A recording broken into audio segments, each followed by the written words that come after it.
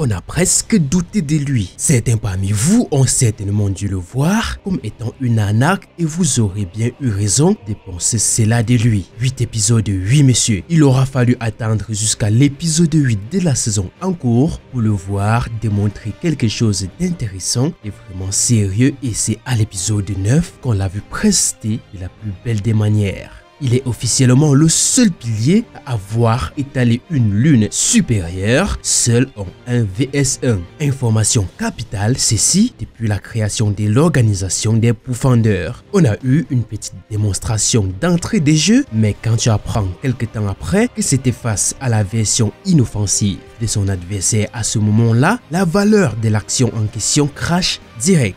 Cette fois-ci, il est en face, il a enfin son épée, son adversaire croit suivre, mais à chaque fois, il se prend des coups. On essaie dans son schéma habituel qui est plus d'action, moins de blabla, mais en plus puissant. Et c'est beau putain. La plus grosse humiliation des Demon Slayer acte 1, scellé. On peut dire que c'est maintenant que la saison commence et c'est là que ça nous intéresse. C'est quoi la vraie force de Muishiro? Les fraudes sont tous éliminés, on peut donc se concentrer sur des vrais adversaires. Parmi qui est-ce qu'on a définitivement éliminé? N'oubliez pas de vous abonner et d'activer la cloche de notification si ce genre de vidéo vous plaît. Un petit like sous la vidéo fait toujours plaisir.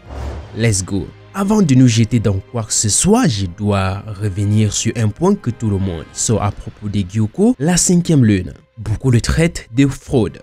Qu'il est le plus faible que Gyotaro, la 6e lune, parce que Gyokko s'est fait manger comme un enfant. Je comprends parfaitement que certains pensent cela, sauf que vous oubliez un truc.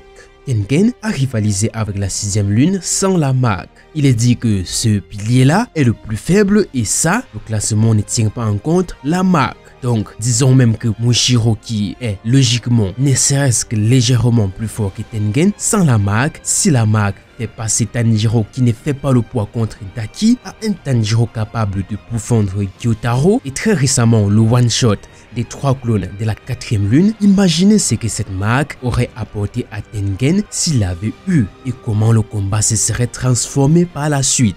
Maintenant, prenez un pilier, même si légèrement plus fort. On n'a jamais dit que l'écart entre Muishiro et Tengen était très léger, mais considérons quand même que c'est juste léger, très léger même, et ajoutons la marque. Et dites-moi que le combat n'était pas plié d'avance. La marque Turbo Boost fait énormément de choses. Maintenant que le viol est justifié, on peut reprendre. Muishiro Tokito, de par son titre et son attitude, on sait qu'il est fort. Oui, on sait, c'est tout. Sans même son âge, on peut juste, avec son apparence, savoir qu'il est non seulement le plus jeune des piliers, mais en plus, l'écart entre lui et le deuxième plus jeune est sans aucun doute assez conséquent. Alors, inconsciemment, on s'imagine directement des choses. Ce type de personnages, on connaît la recette. Dès qu'on les croise dans les animés, on les octroie au préalable un niveau qu'ils n'ont peut-être pas. On attend plus une validation de notre pensée qu'une preuve de ce niveau peut être surfait qu'on les a octroyés. Généralement, c'est très justifié et par le rang qu'ils occupent. Pour Muishiro, il fait partie du summum de la chaîne alimentaire côté protagoniste d'entrée des jeux, un pilier. Avoir un tel titre, en étant aussi petit, personne ne peut oser dire que ça n'implique pas beaucoup de choses, dont la plus importante, du génie. Étant dans un monde où le côté sombre est dominé par la loi du plus fort, Muishiro Tokito ayant atteint le plus haut grade du côté des Pathfinders, son génie ne peut qu'être orienté combat. Il était donc question qu'il vienne confirmer tout cela et nous montrer quelle est sa vraie force, ou une partie. Pourquoi pas? Ne soyez pas surpris, on l'a vu à la fin de ce combat, donc à la fin de cette saison, on a un Muishiro qui n'a totalement pas montré de quoi il est réellement capable. Une fois de plus, c'est redondant sur ce type de personnage. Notre bonhomme a un avantage que tout le monde n'a pas. Non seulement il est jeune, ce qui signifie qu'il a le temps d'évoluer encore et encore. S'il ne tombe pas sur trop fort que lui, c'est qu'il évolue très vite. Le seul à avoir un niveau d'évolution semblable pour lui, c'est évidemment Tanjiro. En 3 saisons, il a atteint un niveau monstrueux, sachant qu'ils n'ont quasiment pas de pause entre les missions, le hack qui fait que Tanjiro est considéré comme favori, c'est qu'il évolue son réel entraînement qui pourrait justifier ses sauts de niveau. Gyuko est certainement le premier adversaire de Muishiro qui le met mal. Il le dit lui-même, c'est être surestimé et pourtant il a plutôt fait l'erreur de sous-estimer son adversaire et ça il a payé cash car tous les deux sont des gros calibres. Lui, tous les deux. Gyuko n'a juste pas eu le temps de bien se battre. La marque qui apparaît un peu trop vite sur Muishiro fait qu'on n'a pas vraiment le temps de jauger le niveau qu'il a sans. C'est toujours très important de prendre des informations de la saison précédente pour analyser les choses car ça nous permet d'avoir un point de fixation. Le pilier du son était le plus faible des piliers. On a déjà fait la remarque, il n'avait pas la marque et s'il avait cette réputation de plus faible, je le rappelle une fois de plus, ce n'est sûrement pas en prenant en compte le fait qu'il n'avait pas cette foutue marque. Le classement est fait ici en prenant en compte la force normale sans la marque. On a bien l'impression que cette marque, personne parmi même les piliers n'est là avant d'aller combattre. Ce qui voudrait dire que leur force basique est donc évaluée seule. Muishiro vaut donc quoi sans cette marque? Cette réponse, je pense qu'on ne l'aura jamais. Une fois qu'un personnage débloque un power-up dans les shonen, les combats suivants, ça devient acquis. Force est de constater que Gyuko prend cher sans faire exprès. Il faisait le malin au début, mais ça, c'était avant. Il avait certainement des choses à prouver pour justifier son rang, mais où était rendu le combat et les circonstances s'étaient perdues d'avance.